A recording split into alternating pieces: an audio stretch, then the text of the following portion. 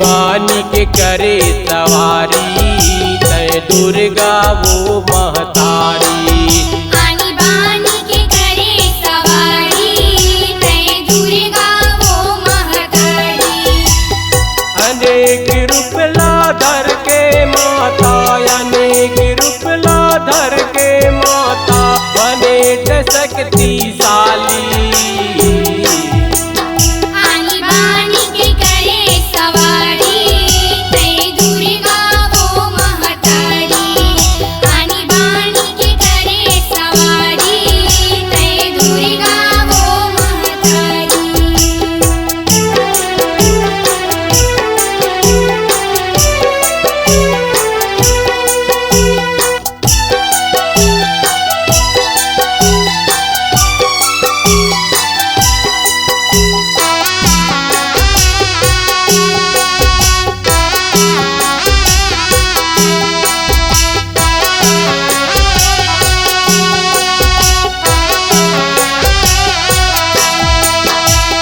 लक्ष्मी रूप धरे तय माता गुगुआ के करे सवारी।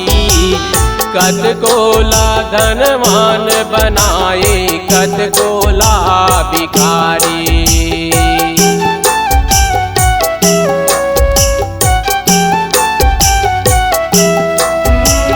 सरस्वती रूप धरे तय माता हंस के करे सवारी। ब्रह्मा तोरे जन्म दिवैया लिखे करम कहानी। अड़बड़ लीला करे तदाई अड़बड़ लीला करे तदाई महिमा है निराली। आनी बानी के करे सवारी तय दुर्गा वो महतारी। आनी बानी के करे सवारी तय दुर्गा वो महतारी।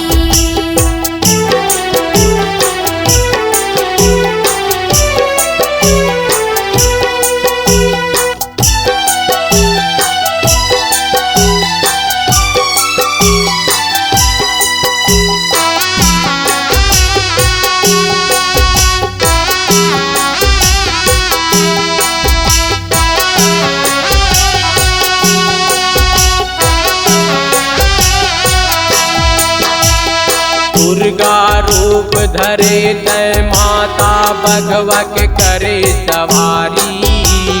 महिषासुर ला मार गिराए जग में भय नियारी।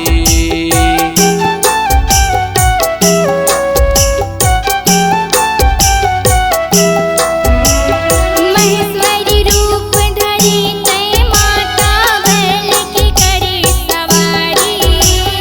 चमन की रक्षा करे परमाता आवत वो तैयारी।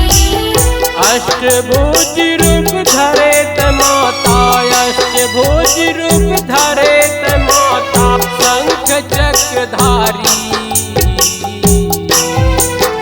आनी बानी के करे सवारी तय दुर्गा वो महतारी। आनी बानी के करे सवारी तय दुर्गा वो महतारी।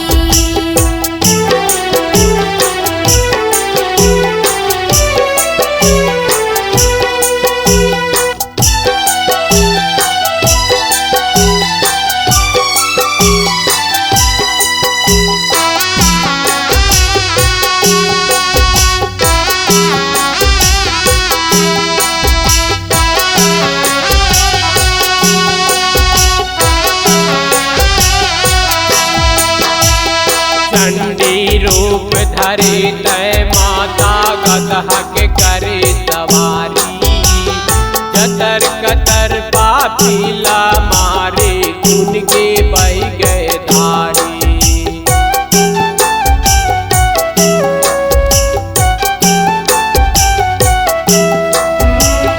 काली रूप धरे तय माता मुर्गा के करे सवारी। नगर सहर ला तैया त्यागे मरघट लागे प्यारी। शरण पड़े रामेश्वर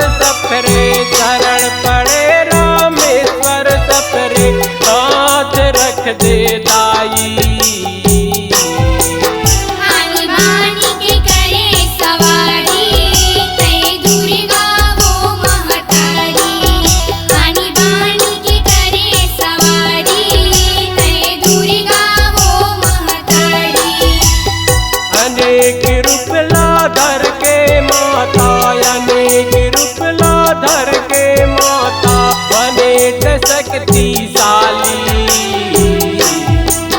आनी बानी के करे सवारी तय दुर्गा वो महतारी। आनी बानी के करे सवारी तय दुर्गा वो